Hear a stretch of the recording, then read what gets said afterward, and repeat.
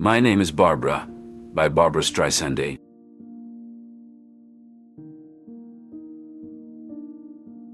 A Grandfather's Love. A Grandfather's Love. Barbra Streisand's early life, set in the 1940s and 1950s, was marked by emotional challenges stemming from her father's death and the presence of a stepfather. But amidst the turmoil, she found solace in her grandfather's love and the world of movies. I remember sitting next to my grandfather in an Orthodox synagogue, Barbara recalled.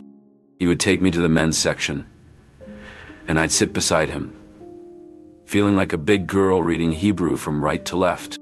Her grandfather's gentle guidance made her feel special, and she cherished those intimate moments. One of Barbara's fondest memories was sitting on her grandfather's lap, carefully cutting the hairs out of his ears. It was a simple yet tender act that filled her with joy. Those were moments of real intimacy and affection, she said, contrasting them with her experiences with other men in her life. Her grandfather's love and support were a stark contrast to the negative relationships she had with her stepfather, Louis Kind, who was distant and unwelcoming, her brother with whom she had a significant age gap that prevented a close bond, and her Uncle Harry, who intentionally scared her with his false teeth. While they made her feel abandoned and unimportant, her grandfather showed her affection and care. Movies also played a significant role in Barbara's early life. She was drawn to foreign films like Rashomon and Never on Sunday, shown at the Astor Theater near her high school. The Astor Theater, with its intimate wood-paneled rooms, captivated Barbara with its monochromatic images and enchanting subtitles. Rashomon, directed by Akira Kurosawa, is a groundbreaking Japanese film known for its innovative storytelling technique, where the same event is narrated from different perspectives. It delves deep into the complexities of truth and human nature, leaving a lasting impact on viewers with its visually striking black and white cinematography. Similarly, Never on Sunday, directed by Jules Dassin, is a Greek film that captivated Barbara with its charm and storytelling. On the other hand, Hollywood musicals like Kiss Me Kate, featuring Howard Keel and Kathryn Grayson, provided a contrast to the monochromatic allure of foreign films. Kiss Me Kate is a vibrant Technicolor musical adaptation of Shakespeare's The Taming of the Shrew. The colorful visuals, catchy songs, and lively performances in this Hollywood musical added a different dimension to Barbara's cinematic experiences. She would often visit the lavish Loew's Kings, a movie palace known for its extravagant design and Hollywood musicals. The opulent red velvet seats, exotic painted ceiling, and unique Mellow Rolls ice cream cones created a magical ambience. She indulged in peanut M&Ms and good and plenty candy while watching icons like Marlon Brando and Guys and Dolls. These cinematic experiences fueled her passion for acting and shaped her career path. As Barbara navigated her early life's challenges, her grandfather's affection became a source of resilience and emotional support. His love taught her the importance of genuine connections and empathy, which influenced her views on relationships and her approach to the entertainment industry. His guidance in the world of movies provided an escape and a foundation for her future success. Defying expectations. Defying expectations. Barbara's mother had always dreamed of her daughter becoming a star. She took Barbara to audition for MGM at the age of 9, hoping she would follow in her own footsteps in the music industry. But Barbara had other plans. She wanted to be a ballerina. However, Barbara's passion for acting soon took over. She joined the radio club at school, where she played roles such as Elsa in Desk Set and Millie in Picnic. As she delved deeper into these characters, she learned the importance of tapping into her own experiences and emotions to bring authenticity to her performances. She was surprised to receive good reviews for her performances, which taught her the power of connecting with a character on a personal level and using her own emotions to bring depth to her acting. This experience gave her a sense of pride and confidence, further fueling her passion for acting. "I want to be an actress," Barbara declared to her mother. Her mother looked at her, surprised. "But Barbara, you have a lovely voice. You should sing." "I don't want to sing, Mom. I want to act," Barbra replied firmly. Despite her mother's initial disappointment, Barbra continued to pursue her dreams. She auditioned for the choral club at Erasmus High School, even though she didn't think she had a great voice. To her surprise, she got in. As Barbra delved deeper into the world of acting, she began to realize that it wasn't just about performing on stage. It was about becoming someone else, bringing a character to life. She devoured books on acting, attended plays, and even participated in a summer stock apprenticeship program at the Malden Bridge Playhouse in upstate New York. The 10-week season started in June, and Barbra attended the program with her best friend Susan Dwerkowitz. Although they didn't have to audition rigorously to get in, Barbra convinced her mother to use some of the $500 inheritance left by her grandfather to fund her participation. The apprentices didn't get to go on stage until July, when the play Tea House of the August Moon was performed. In this production, both Barbra and Susan had walk-on parts. Despite not feeling perfectly cast for her role, Barbra was thrilled to finally be on stage with a real theater company and embrace the excitement of the professional stage. "I'm going to make it, Mom," Barbra said, her eyes shining with determination. "I'm going to be an actress." Her mother looked at her, a mix of pride and worry on her face. "I know you will, Barbra. Just be careful, okay?" Barbra nodded, understanding the risks involved in the unpredictable world of acting. She was determined to make her dreams a reality, no matter the obstacles.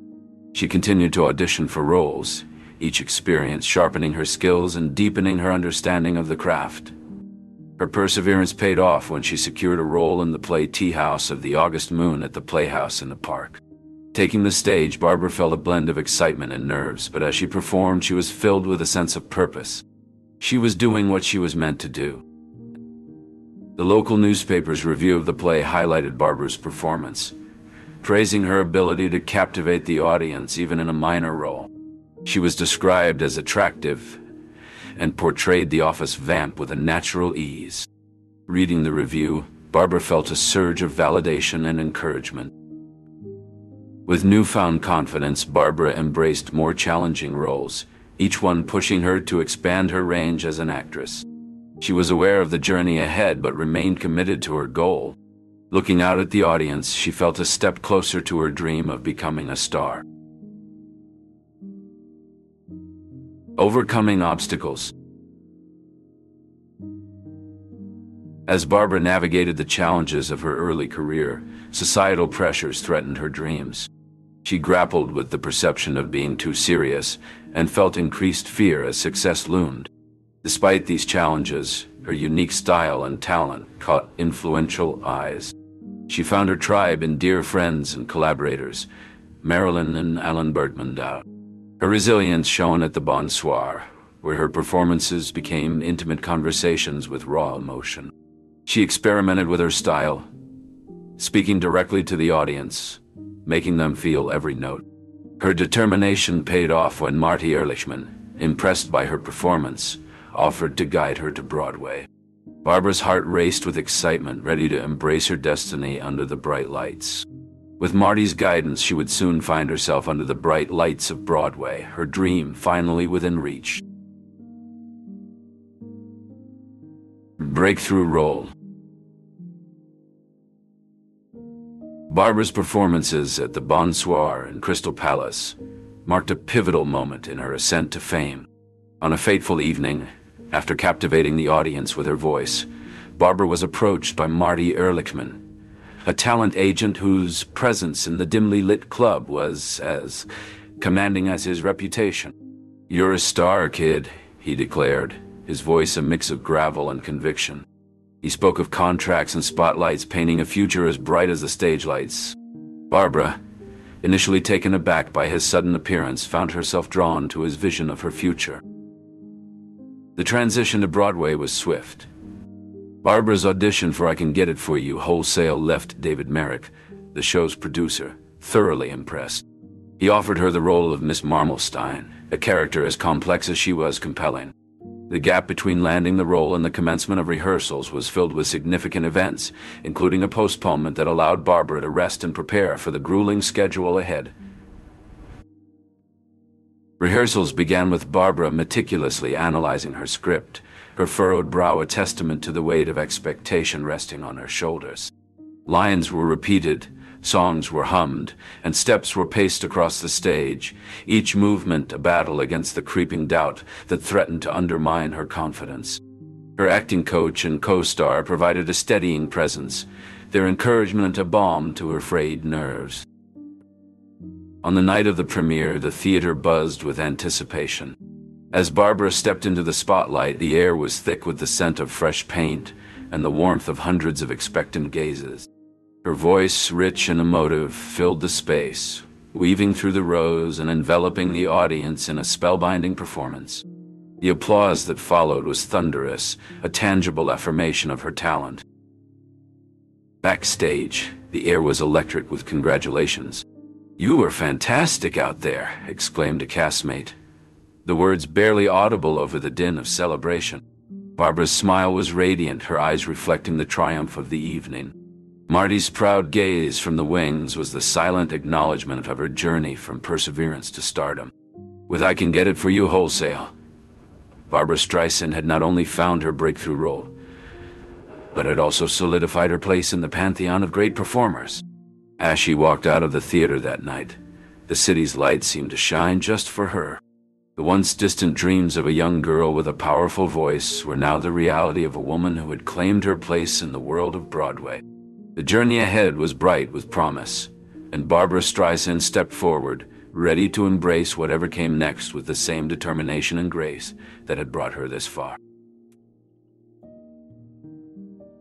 Rising to fame. Barbra Streisand's ascent to fame was marked by both exhilarating highs and challenging moments. Her performances in Funny Girl on Broadway brought her immense acclaim, but also intense anxiety. She confided in her co-star about the overwhelming pressure she felt before each show. With their support and encouragement, Streisand persevered and delivered exceptional performances. Her talent extended beyond the stage, as the television special showcased her versatility and solidified her status as a multi-talented star. As her fame grew, Streisand encountered discrimination due to her profession, but she turned these challenges into opportunities for growth and impact. She hosted a chaotic yet successful fundraiser and stood alongside political figures like Bella Abzug during pivotal election nights, embracing her role as a catalyst for change.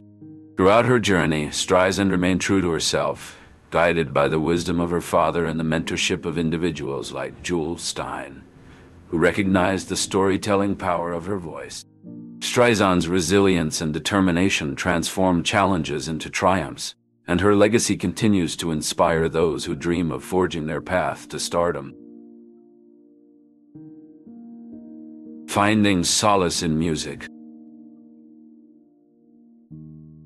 In the solitude of the recording studio, Barbra Streisand found solace. With Marvin Hamlish's encouragement, she sang from the heart, each melody a balm to her spirit. Her voice, rich and full of emotion, resonated with a resilience that spoke directly to the listener's soul. Time passed, and the Broadway for Peace concert became a cherished memory. Leonard Bernstein's accompaniment on So Pretty had been a highlight, her voice an anthem of hope in troubled times. The applause from that night still echoed, a testament to the power of music to unite and heal. The editing room incident, a minor hiccup, was quickly resolved. Barbra's insistence on authenticity, on preserving the natural rhythm of her breathing in the track, was a small yet significant victory for artistic integrity. Barbra's exploration of German expressionism began to take shape, influencing her music and acting with its dramatic lighting and emotional intensity. This new style allowed her to delve into the darkness and angst of the human experience, bringing a fresh perspective to her performances. New challenges arose as she navigated her career. Collaboration with a young, innovative director pushed her boundaries, leading to a groundbreaking film that explored the complexities of modern relationships. This project not only showcased her acting prowess, but also allowed her to infuse the narrative with the emotional depth and artistic flair she had honed through her exploration of German Expressionism. The film was a bold departure from her previous work, challenging the audience's expectations and offering a new lens through which to view the complexities of life and love. As Barbra continued to evolve as an artist, her music and performances reflected a deepening maturity, a willingness to confront the raw and the real, and a relentless pursuit of artistic truth that would define her legacy. Persevering through challenges.